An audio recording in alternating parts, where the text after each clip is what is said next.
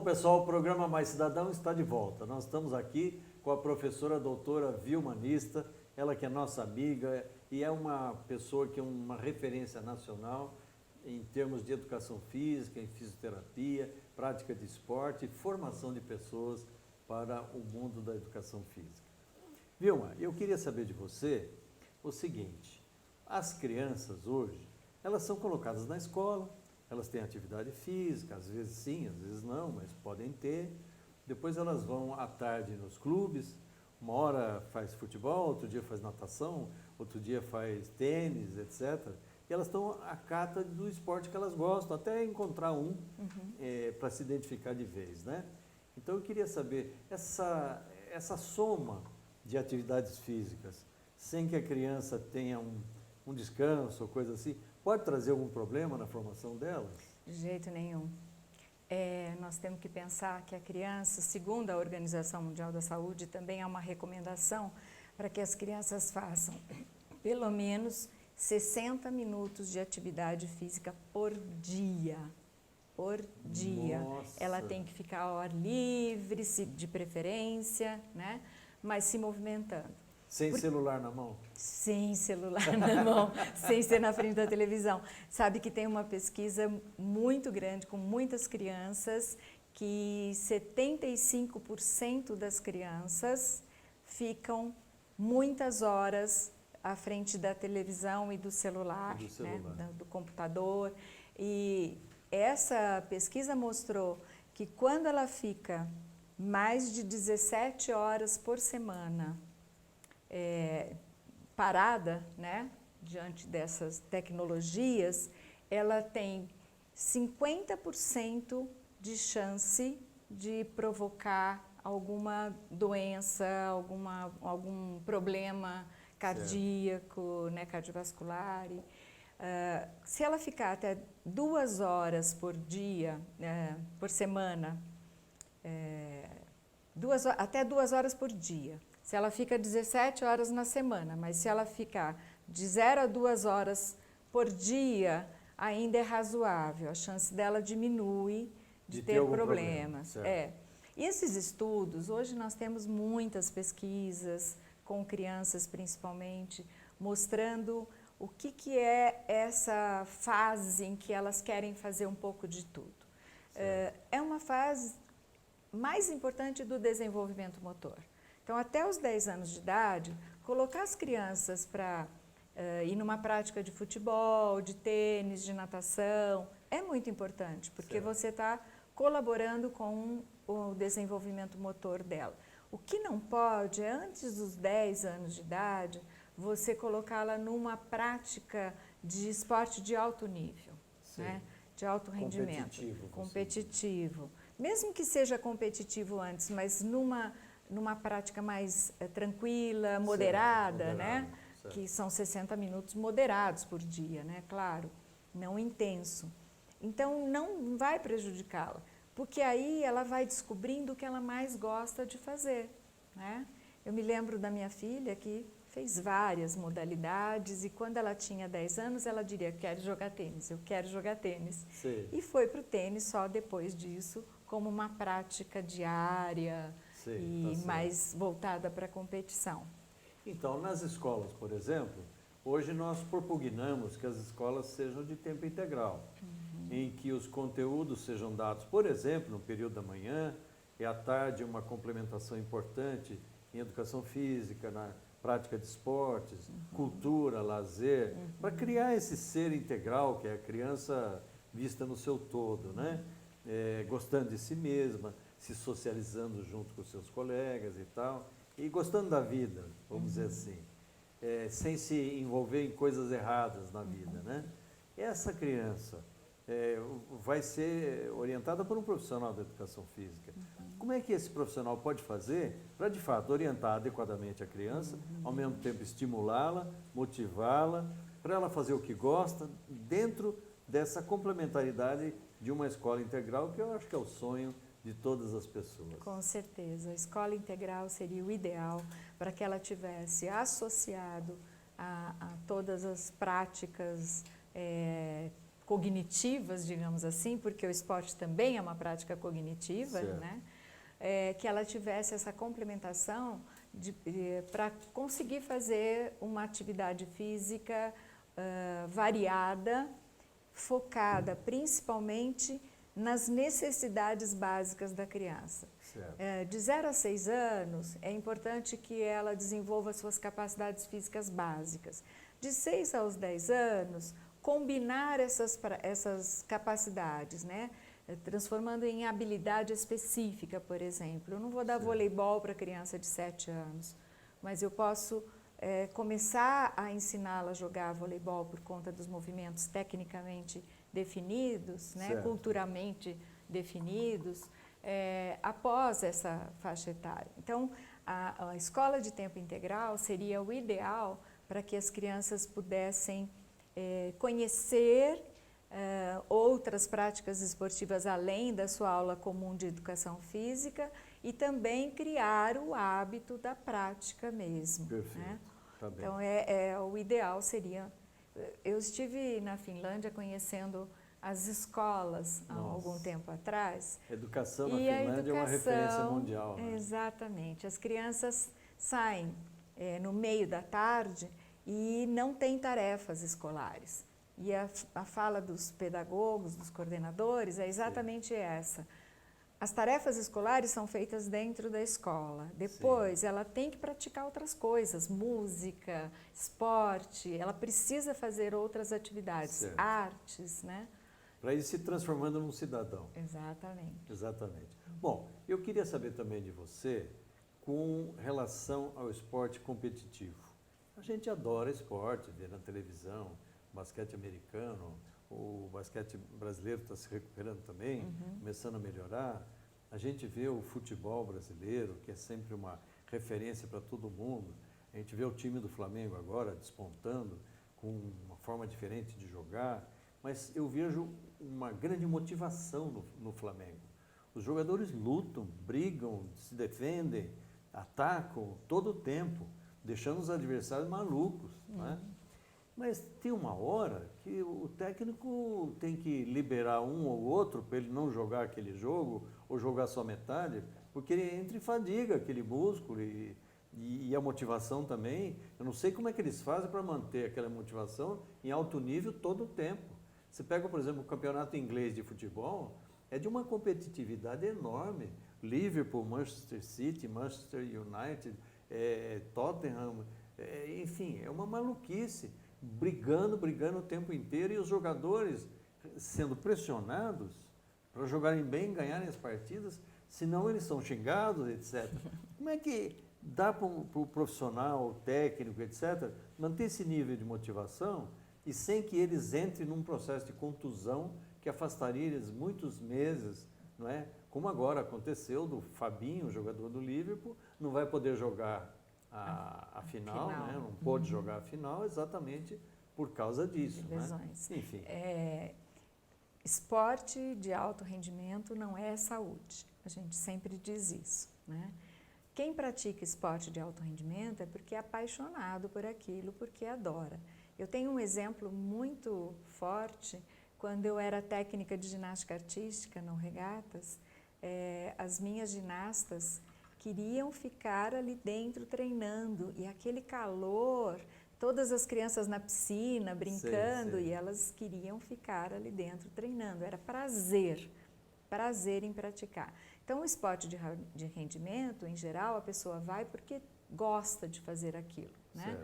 Você está dando um exemplo no futebol. Futebol tem uma outra conotação porque eles recebem muito bem, ganham muito bem para isso também.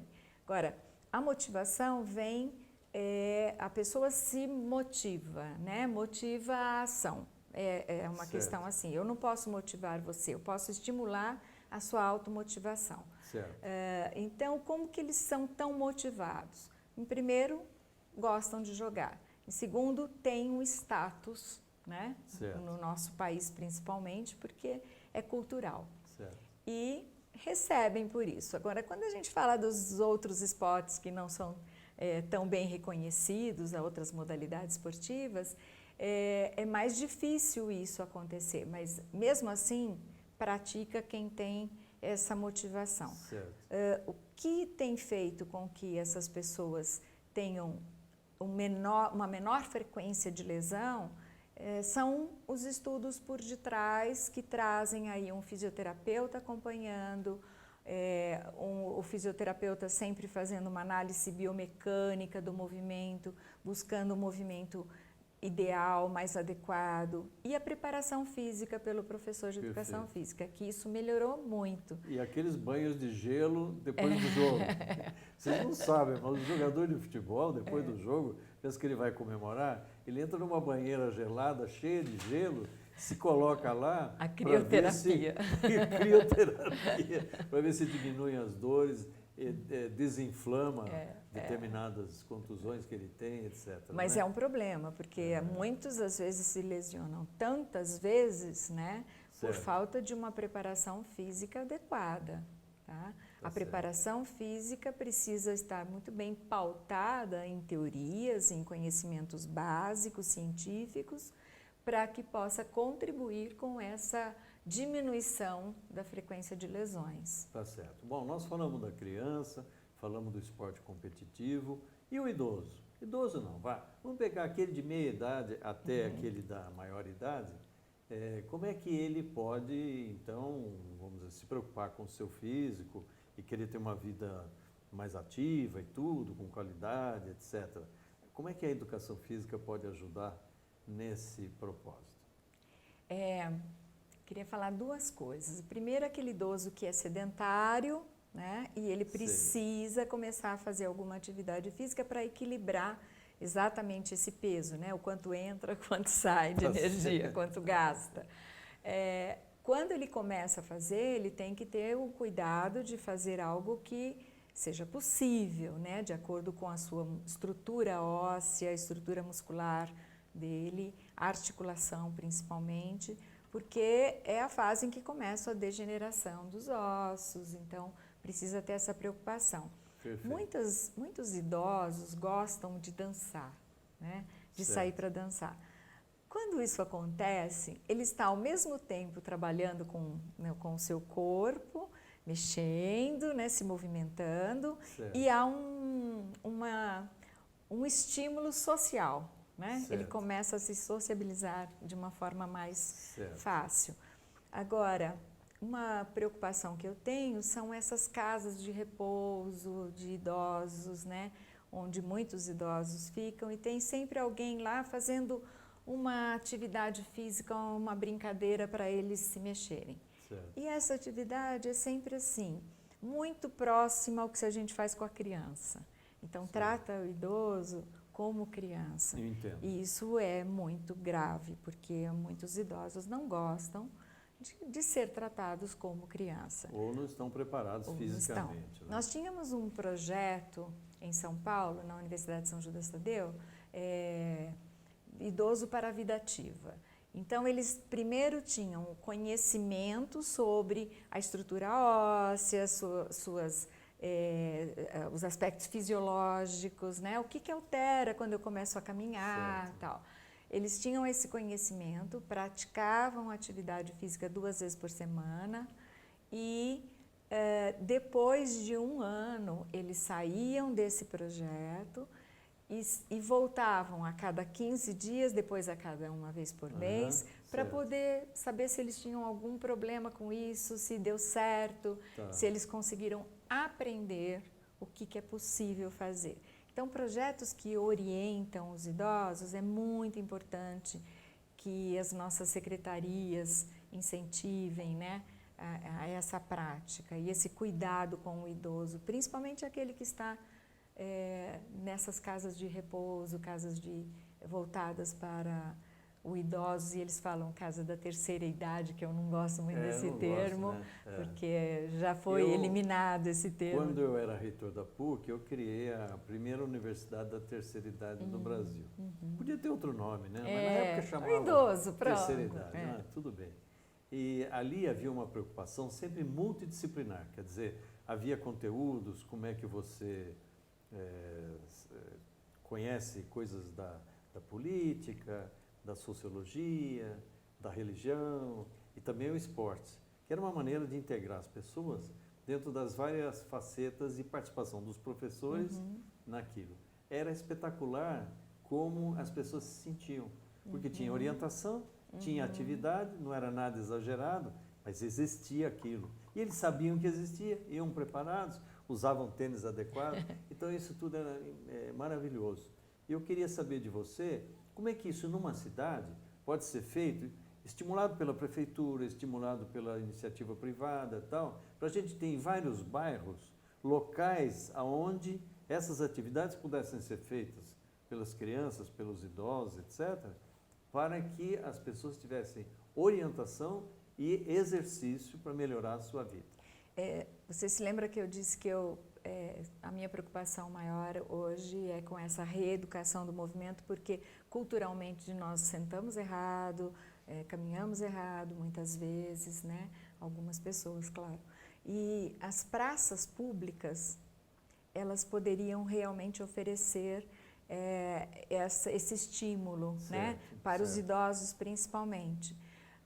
Com aparelhos que eles pudessem fazer de forma possível, né, para eles, e eles tivessem condições, eu quero dizer, físicas para isso, mas precisa de uma orientação, né? É muito comum encontrarmos praças públicas com idosos fazendo de forma errada os movimentos. Então, a prefeitura pode colaborar muito com isso, estruturando, né, praças públicas em que eles tenham acesso, facilidade de acesso, mas sempre se preocupando em colocar ali um professor de educação física que possa orientá-los. Sempre sob orientação. Exato. Tá certo.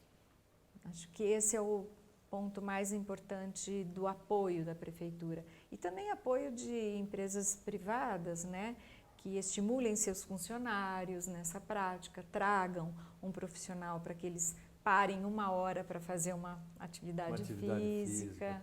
Quer dizer, a atividade física é algo que no mundo inteiro hoje é valorizado. No Brasil, muitas vezes, fica ao critério de cada pessoa. E as pessoas que não têm, por exemplo, recursos para pagar uma academia, às vezes têm dificuldade, não tem nenhum tênis adequado para poder usar e fazer a prática correta do exercício físico. Como é que você orienta essas pessoas que estão nos ouvindo e tal e gostariam de ter um espaço? Eu queria que você se preocupasse comigo, eu não tenho condição de pagar a academia, o que eu faço? Tem lugares que oferecem, por exemplo, aulas de dança, de salão, né? Dança é público, mas são poucos, né? Algumas cidades oferecem muito mais espaço de atividade para isso. Eu estou agora em Sorocaba trabalhando na universidade, mas eu percebo que naquela cidade há uma preocupação muito grande com isso, né?